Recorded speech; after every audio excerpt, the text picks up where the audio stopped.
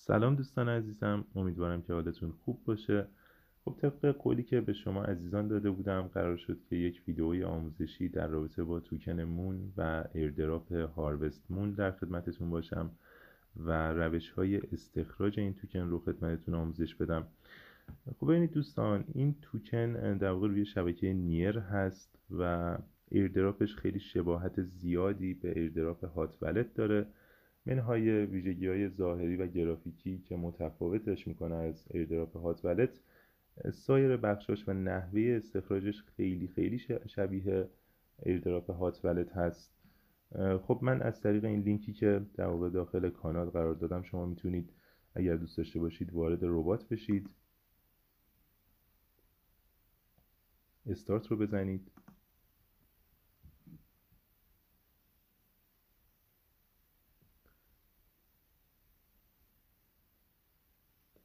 خب وقتی که وارد این صفحه میشید، از شما ربات میخواد که یک نامی رو انتخاب کنید. اینجا میتونید تغییرش بدید و این در واقع همون حساب ولت شما روی شبکه نیر روی ربات هاروست مون هستش. یه راهش اینه که اینجا در واقع یک اسمی رو انتخاب کنید و کرییت اکانت رو بزنید. ولی خب راه ساده ترش اینه که شما یک ولتی که روی شبکه نیر قرار داره رو اینجا ایمپورت کنید و از در واقع دارایی های روی اون ولت برای استخراج توکنمون استفاده کنید. خب من روش دوم رو انتخاب میکنم. شما کافیه که از طریق این گزینه حسابی رو که دارید وارد کنید. من روی این گزینه کلیک میکنم، سیکرت فریز رو انتخاب میکنم، کانتینیو. اینجا از شما میخواد که 12 کلمه بازیابی حساب کیف پولتون رو وارد کنید که من قبلا آموزشش رو دادم به شما عزیزان، چطور میتونید به کلمات بازیابی حساب هات ولتتون دسترسی داشته باشید. و چون من دارم این کلمات رو، از این بخش کپی میکنم و وارد ربات هاروست مون میشم. اینجا پیست میکنم و فایند مای اکانت رو میزنم. خب وقتی که اکانتتون رو پیدا کرد، روش کلیک میکنید و حساب کاربری شما رو میسازه. اگر برای اولین بار باشه که وارد این حساب میشید، احتمالا زمان بیشتری طول خواهد کشید و یه سری در واقع توضیحات راجع به بخش‌های مختلف ربات بهتون میده که روی ضبط کلیک کنید. از طریق همین ویدیو به شما بخش‌های مختلفش رو توضیح خواهم داد. خب همونطور که گفتم، این ربات شباهت زیادی به ربات هات ولت داره از نظر عملکرد و کارکرد، ولی خب از نظر گرافیکی شاید تفاوت‌هایی داشته باشه. ببینید شما داخل این صفحه وقتی که وارد ربات میشید، با این صفحه مواجه میشید. شما یک عکس ماه دارید اینجا که وقتی که 100% میشه، دقیقا حکم همون مخزن داخل ربات هات ولت رو داره.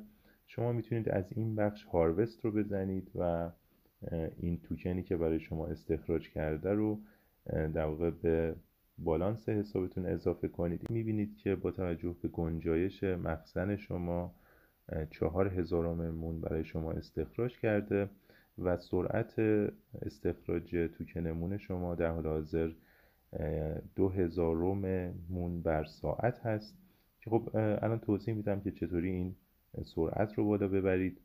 ببینید الان من اگر که روی گزینه هاروست کلیک کنم، اینجا یک انیمیشنی پلی میشه.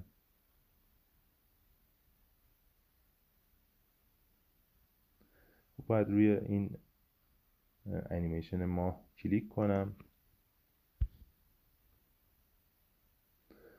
ببینید هر بار که شما هاروست میکنید، این کاملا شانسیه و بعضی وقتا ممکنه که به شما یک در واقع بیسیک کانترکت بده که من میگم به چه دردی خواهد خورد. بزنید روش و دریافتش کنید و اینجا به شما میگه که چه مقدار توکنمون رو به بالانس حساب شما اضافه کرده. کلوز کنید. رو که میبینید بعد از اینکه من مخزن رو خالی کردم، اینجا بالانس حساب من رو 4000 مون نشون میده و در واقع استخراج توکنمون هم از سر گرفته شده. ما با این بخش خیلی کاری نداریم، میریم سراغ بخش آپگریدز که ببینیم چطور میتونیم سرعت استخراج توکن رو بالا ببریم.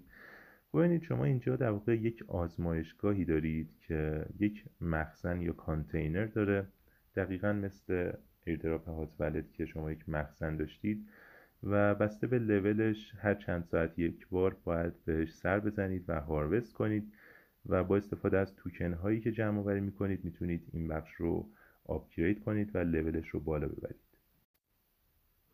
بخش بعدی در واقع لب کپاسیتی یا ظرفیت آزمایشگاه شما هست که با استفاده از توکنمون این بخش رو هم میتونید آپگرید کنید. ببینید این بخش در واقع شما داخل این ایردراپ یک آزمایشگاهی دارید که میتونید افرادی رو با تخصصهای مختلف داخل این آزمایشگاه استخدام کنید. نحوه استخدامش رو توضیح میدم و هر چقدر که در واقع این گنجایش آزمایشگاه، ظرفیت آزمایشگاه بیشتر باشه، افراد بیشتری رو میتونید استخدام کنید برای این آزمایشگاه و خب توکن بیشتری رو در ساعت میتونید استخراج کنید. ببینید شما برای اینکه بتونید حالا مثلا کلا افرادی رو استخدام کنید باید وارد بخش تینکرز بشید. اینجا با استفاده از یک در واقع کانترکت یا قراردادی که گفتم ممکنه به شما بر اساس دعوت دوستانتون بده یا اینکه به صورت شانسی هر بار که هاروست میکنید ممکنه که به شما یک کانترکت یا قرارداد بده. با استفاده از این کانترکت ها که 3 لول بیسیک، ادوانس و اکسپرت داره میتونید اینجا ریکروت کنید. اگر من الان روی گزینه ریکروت بزنم چون که یک بیسیک کانترکت دارم میتونم که یکی از این تخصص های در واقع اینترن، ریسرچر، ساینتیست، جینیس و برین که هر کدومشون در واقع اگر استخدام بشه میزان توکنی که بر ساعت استخراج میکنه متفاوت هست رو بگیرم. اینجا روی ریکروت میزنم. خب من چون که یک بیسیک کانترکت دارم این گزینه رو انتخاب میکنم و ریکروت رو میزنم.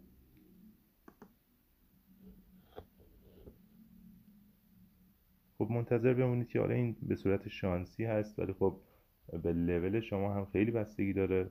اینجا به من یک تینکر داد، حالا آیکونش لود نشده. این نماد تینکر هست، نماد اینترن هست که اینجا نوشته 1/1000 مون بر ساعت به سرعت استخراج توکن من اضافه کرد. خب من این رو میگیرم، اوکی میزنم اینجا و در واقع اینجا هم تینکرهای اکتیو شما داخل آزمایشگاهتون مشخص هست که نوشته 2 تینکر دارم در حال حاضر، یک اینترن و یک ریسرچر. اینجا هم سرعت رو گفتم، سرعت در واقع استخراج هر کدوم از این تخصص ها رو نوشته. من الان اگر نگاه کنید سرعت استخراج توکنم 3000 مون بر ساعت هستش و دوستان به این صندوقچه‌ای که این پایین هست هم سر بزنید اگر که شما در واقع دوستی رو دعوت کنید به این ربات یا در واقع خود این ربات به شما جایزه بده میتونید از این بخش روش کلیک کنید. اینجا الان یه عدد 1 خورده بود که در واقع به من یک بیسیک کانترکت داد. دوباره اینجا دریافتش میکنم. همونطور که میبینید اینجا باید یک بیسیک کانترکت به من اضافه بشه. من ریلود پیج میکنم این رو.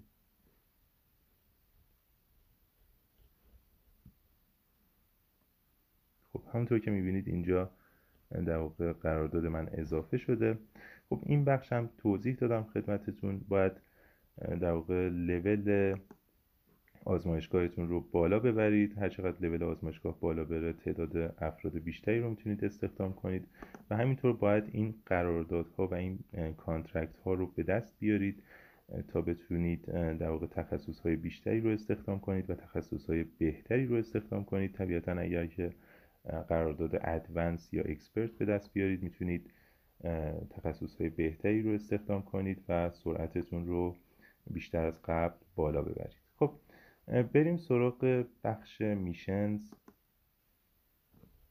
خب ببینید دوستان این بخش مثل دقیقا بخش مأموریت های هات ولت یک سری تسک برای شما داره که میتونید با انجام دادنش یه سری بیسیک کانترکت بگیرید ازش. این بخش اولش نوبی چالش هست، یعنی چالش نوب ها روی استارت بزنید اینجا یه سری در واقع تسک داره. تسک یکیش رو من میتونم همین الان کلیم کنم و تسک 2 گفته که به لول 3 برسید. من الان لول آزمایشگاه هم 1 هست و تسک 3 در واقع ترکیبی از چند تسک هست که کانتینر لول 3 و لول خود آزمایشگاه 3 و در واقع لول بازیکن هست که همه اینها باید 3 بشه تا بتونید یک اکسپرت کانترکت بگیرید. برای مورد 2 هم یک ادوانس کانترکت برای شما در نظر گرفته. وقتی که رسیدید به این بخش ها بیاید و اینجا قرارداد رو کلیم کنید. من از این بخش خارج میشم. اینجا یه بخش آپگرید داره، روش کلیک میکنم. اینجا هم یه سری حالا مواردی هست که شما میتونید یک گس فری ترانزکشن بگیرید ازش. گفتم این ایردراپ هم دقیقا مثل ایردراپ هات والت از موجودی نیر شما برداشت میکنه، با این تفاوت که داخل این ایردراپ اصلا شما نمیتونید بدون در واقع نیر استخراج کنید و مثل هات والت نیست که بگه حالا 50% توکنت رو برمیدارم و غیره.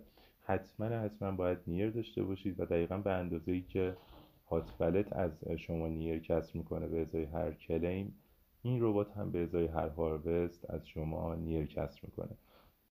اینجا به شما گفته که در واقع با لول فعلی که دارید، لول 1، در حال حاضر مزایایی که دارید این هست که یک گس فری ترانزکشن دارید در روز، یعنی در روز یک بار میتونید به صورت رایگان هاروست کنید و در واقع در روز میتونید یک شانس برای دریافت کانترکت داشته باشید و در واقع اون کانترکت هم بیسیک کانترکت هست و گفته که اگر آپگرید کنید و بتونید به لول بعدی برید میتونید شانس برای دریافت کانترکت های بهتر داشته باشید و هر زمانی که بخواید بتونید مخزنتون رو استخراج کنید، یعنی کلیم کنید یا هاروست کنید.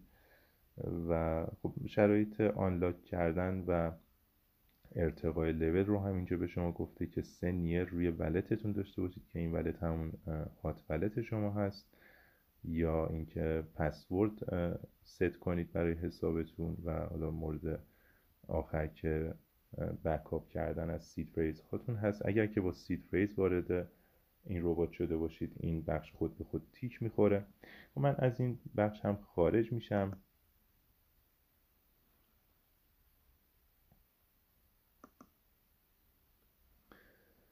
خب بخش میشنز رو توضیح دادم. این بخش میشنز احتمالاً تکمیل خواهد شد یا مواردی خواهد داشت. اگر که نیاز به ویدیو آموزشی داشت در آینده من اون رو در خدمتتون قرار خواهم داد و بخش آپگریدز و تینکر رو هم خدمتتون گفتم. بریم این پایین. اینجا حالا یه توضیح من راجع به این بخش ها هم بدم به شما. ببینید اینجا ما یه بخش هوم داریم که اگر روش کلیک کنید دقیقا مثل بخش توکن حساب هات ولتتون به شما توکن هاتون رو نشون میده، با این تفاوت که صرفا توکن هایی رو به شما نشون میده که روی شبکه نیر قرار دارن. همینطور میزان توکنی که شما در واقع استخراج میکنید داخل این ربات میتونید از داخل حساب هات ولتتون هم مشاهده کنید. خب این بخش هم حالا میگم این موجودی در واقع حساب هات ولت شما هست و میریم سراغ بخش NFT. بخش NFT خیلی مورد قابل توضیحی نداره فعلا، من ازش میگذرم. وارد بخش هیستوری میشم. ببینید این بخش جایی هست که شما میتونید همه تراکنش هایی که روی حسابی که ایمپورت کردید داخل این ربات رو در واقع مشاهده کنید. اینجا یه سری تگ داره که نشون میده که برای چه کاری این تراکنش انجام شده. مثلا من در واقع یک تینکر به کار گرفتم و استخدام کردم که وقتی روش کلیک کنم میبینم که 38 صد هزارم نیر از من کسر کرده از حساب هات ولت من. خب برمیگردم. اینجا در واقع یک محل هم داره که به شما نشون میده کجا هزینه شد. اگر هم روش کلیک کنید اینجا ساینرش رو نشون میده که میتیور ریلیر هست که مربوط به در واقع این ربات هاروست مون هست. برمیگردم. اینجا در واقع یک هاروست انجام شده و اگر بیایم پایین تر در واقع شروع اکانتم از من یک مقدار نیر کسب کرده و اگر باز هم بیام پایین تر ببینید من میخواستم به این برسم. این در واقع تراکنشی هست که به خاطر کلیم کردن روی حساب هات ولت من انجام شده. اگر ببینید نوشته کلیم هاروست نیست، مثل اون موارد بالایی اینجا هاروست بود. و همینطور اینجا گیم دات هات رو داریم که اگر روش کلیک کنیم میبینیم که اینجا هم ریسیورش گیم دات هات بوده. و خب اینجا مقدار دقیق نیری که از شما کسر شده رو میتونید ببینید. ببینید این میزان متغیره، ممکنه یه بار از شما در واقع 40 کم کنه 3 تا 0 پشتش، یا مثلا 50 کم کنه، ولی خب مجموع و میانگینش همون در واقع هر یک نیر 2000 کلیم هست که اینجا در واقع برای هاروست هم همون میزان هست. خب این بخش رو هم من خدمت شما توضیح دادم. فکر نمی کنم دیگه بخشی مونده باشه که از این ربات بخوام به شما توضیح بدم. خب این بخش ستینگ رو هم من یه اشاره مختصری بهش بکنم. شما از اینجا میتونید در واقع اون اپلیکیشن هایی که به این ولت متصل کردید رو مشاهده کنید، یا اینجا از بخش سکیوریتی به سید فریزتون دسترسی پیدا کنید که از این بخش هست. من خیلی وارد این بخش ها نمیشم چون نیاز نیست فعلا. موارد دیگه هم داره، میتونید از حسابتون خارج بشید، ولی حتما قبلش در واقع اون سید فریز ها رو داشته باشید. خب اگر با روشی که من گفتم وارد این ربات شده باشید، سید فریز ها رو از قبل ذخیره کردید. و همینطور میتونید پسوردتون رو، پسوردی که برای این حساب ست کردید رو تغییر بدید. پسورد رو هم از اینجا، از این بخش شما میتونید پسورد بذارید برای حساب در واقع این کیف پولتون. و خب من فکر میکنم که دیگه کافی باشه برای این ربات. موارد مختلفش رو به شما عزیزان توضیح دادم. سعی کنید که لول اپ کنید، آپگرید کنید و در واقع آزمایشگاهتون رو لولش رو بالا ببرید، میشن ها رو انجام بدید و در نهایت سرعت استخراج توکن مونتون رو بالا ببرید. خب ببینید این روشی که من الان خدمت شما گفتم روش اول برای استخراج توکن مون هست و خب همونطوری که داخل کانال هم اشاره کردم روشی هست که صبر زیادی میطلبه. شاید شما باید چند ماه این کار رو انجام بدید، لول مخزنتون رو ببرید بالا، ولی خب روش بی دردسر و کم هزینه ای هست. اما روش دومی که برای استخراج توکن مون در دسترس ما هست از طریق ربات هات ولت هست. من از این ربات خارج میشم. خب میام داخل در واقع خود ربات هات ولت. خب ببینید داخل ربات هات ولت شما یه بخشی دارید این پایین به اسم اپس. من این ربات رو ببندم. اینجا روی بخش اپس کلیک میکنم و اولین موردی که شما داخل بخش هات اپس میتونید ببینید بخش هات مون هست که تحت عنوان ویلیجز بتل یا جنگ قبیله ها اومده و یک بازی رو طراحی کرده که شما میتونید به صورت گروهی و در قالب ویلجی که داخلش حضور دارید وارد این بازی بشید و توکنمون رو در واقع بگیرید از این بازی. ولی خب خیلی ساده نیست، یک کار گروهیه. من توضیح میدم چطور باید این بازی رو انجام داد.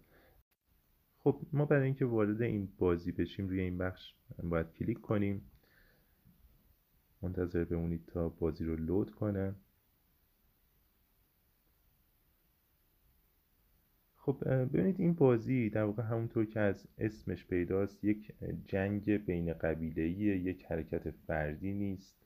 و اصلا شما اگر بخواید که داخل این بازی شرکت کنید اول باید مطمئن بشید که در واقع کل ویلج و حداقل تعداد زیادی از افرادی که داخل ویلج حضور دارن داخل این بازی شرکت میکنن و چیزی نیست که شما به صورت انفرادی بتونید داخلش پوینت و امتیاز کسب کنید. ببینید این بازی در واقع یک مربع شطرنجی، یک صفحه شطرنجی رو به شما نشون میده که هر مربع داخلش حکم یک امتیاز رو داره و شما در طول یک ساعتی که هر بتل ادامه داره میتونید مربع هایی رو به تعداد 10 شلیک دارید، میتونید این مربع ها رو در واقع تصاحب کنید، روش باید کلیک کنید و شوت رو بزنید. طور که میبینید اینجا در واقع هزینه هر شلیک 2 سنت هست که از محل نیر شما برداشت میشه و همونطور که گفتم 10 شلیک بیشتر ندارید. ببینید اینجا رنگ های مختلفی رو شما میبینید و ویلج ما هم رنگش قرمز هست. اینجا رنگ ویلج های مختلف رو میبینید که مثلا این ویلج 27 مربع رو اشغال کرده، در واقع اعضای این ویلج این مربع رو اشغال کردن. خانه های سفیدی که میبینید در واقع مربع هایی هست که هنوز هیچ فردی از هیچ ویلجی تصاحب نکرده و شما میتونید در واقع هم میتونید این خانه ها رو بگیرید، همین که میتونید از دست در واقع یک فرد دیگه اون خانه رو خارج کنید. اینجا باید روش کلیک کنید و شوت رو بزنید و در واقع جنگ بر سر تصاحب بیشتر این مربع ها هست. ویلجی که بیشترین در واقع سل یا همون مربع رو تصاحب کنه 3 برابر در واقع پوینتی که هر فرد از این بازی گرفته ضرب در 3 میشه و هر پوینت هم در واقع یک توکن مون هست. خب بریم سراغ یه سری از قوانین این بازی و همونطور که گفتم هر خونه‌ای که شما اینجا اشغال کنید حکم یک توکن مون رو داره. البته اگر که تا انتهای بازی از دست شما نگیرن اون خونه رو، چون هرچی به انتهای بازی نزدیک میشیم رقابت شدیدتر میشه و خب امکان اینکه شما بتونید اون مربع ها رو نگه دارید خیلی کمه. برای همین من توصیه میکنم اگر که زمانی خواستیم که این کار رو انجام بدیم با همراهی و هماهنگی سایر اعضای ویلج توی 10 دقیقه پایانی یا ربع ساعت پایانی این بازی باید شرکت کنیم و در واقع این خانه ها رو تصاحب کنیم. و سایر قوانین این بازی رو هم شما میتونید از این بخش اینفو در واقع مطالعه کنید که نحوه انجام بازی رو به شما گفته و اینکه در واقع هر خانه‌ای که اشغال میشه معادل 1 امتیاز هست و هر 1 امتیاز هم 1 توکن مون هست و به شما گفته که در واقع اگر که ویلجی بیشترین خانه رو تصاحب کنه و به عنوان مقام اول دست پیدا کنه، هر امتیازی که کاربران اون ویلج کسب کرده باشن در انتهای راند ضرب در 3 میشه و به اونها داده میشه و اگر 2 ویلج همزمان 1 رتبه رو کسب کنن، یعنی به تعداد یکسانی خانه اشغال کنن، خب ضرب در 2 میشه امتیازات افرادی که داخل اون ویلج حضور دارن و داخل این بازی خانه اشغال کردن. و خب از اینجا هم میتونید به صورت لحظه‌ای آمار بازی که در جریان هست رو ببینید که 8 دقیقه بیشتر ازش زمان باقی نمونده. و اینم بگم ببینید شما بسته به این که چقدر فعال باشید داخل این بازی و ویلج چقدر فعال باشه توی لیگ های مختلفی قرار میده ما رو که الان لیگ 10 در 10 هستیم. این معنی که در واقع 100 خانه برای اشغال توسط اعضای ویلج ما وجود داره و خب هر چقدر که فعالتر باشیم و بتونیم داخل جنگ ها خوب ظاهر بشیم میتونیم به لیگ های بالاتر بریم که در واقع 20 در 20 و 30 در 30 هستن و این به این معنیه که ما میتونیم توکن های بیشتری رو از طریق این جنگ قبیله‌ای استخراج کنیم. خب این در واقع بتل ظاهرا با پیروزی این ویلج رنگ آبی به اتمام رسیده. خب میبینید که 26 خانه رو تصاحب کردن. اعضایی که این خانه ها رو تصاحب کردن تعداد امتیازهاشون در واقع اگر که هر تعدادی که تصاحب کرده باشن ضرب در 3 میشه و به حسابشون اضافه میشه. و من برای اینکه حالا یک مورد رو هم شما ببینید اینجا کلیک میکنم و شوت رو میزنم. یه موردی که اینجا باید حتما بهتون بگم، هر شلیک و در واقع شرکت در این بازی نیاز داره که شما از قبل هپی اسکورتون رو مینت کرده باشید. اگر که این پیام رو به شما داده باید روش کلیک کنید، وارد بخش هپی اسکور بشید.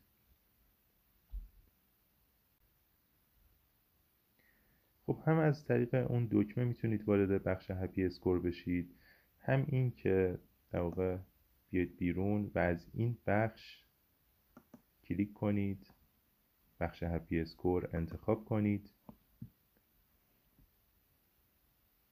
منتظر بمونید تا حسابتون رو لود کنه.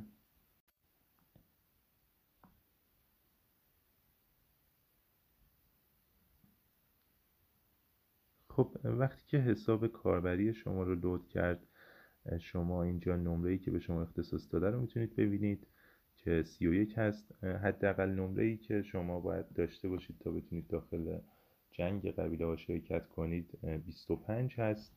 اینجا مربوط به شبکه‌های مختلف هست، میتونید بقیه شبکه‌ها رو هم مینت کنید نمرهشون رو، و به نظر من حتما این کار رو بکنید، حتی اگر که نمیخواید داخل بازی قبیله ها شرکت کنید، چون که ممکنه در آینده از بخش هپی این ایردراپ بخواد که توکن یا ایردراپ NFT به شما بده که نیاز باشه از داخل این بخش نمره رو مینت کرده باشید.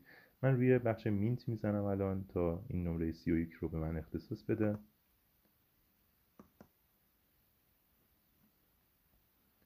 منتظر میمونم تا مینت من لود بشه. اینجا از شما میخواد که 29 سنت رو از حساب نیر شما کسر کنه، از موجودی نیر شما کسر کنه که من اپروو میکنم. منتظر میمونم.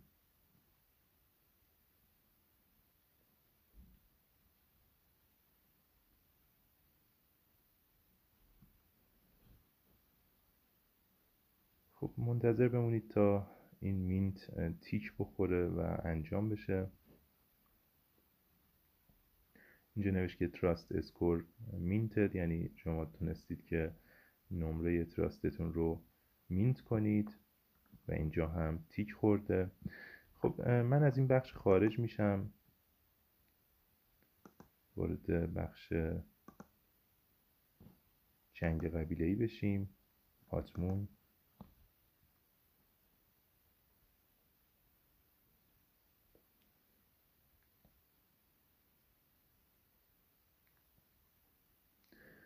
خب همونطور که میبینید الان فکر میکنم که یک راند جدید هست از این بازی و من باید حالا اگر بخوام که یک خانه، مثلا یک خانه یکی از این ویلج ها رو میخوام بگیرم، از اینو من بخوام بگیرم، انتخابش میکنم، شوت رو میزنم و منتظر میمونم تا این خونه به رنگ قرمز که رنگ ویلج ما هست در بیاد. من یکم نتم ضعیفه، هی میپره، رفرش میشه.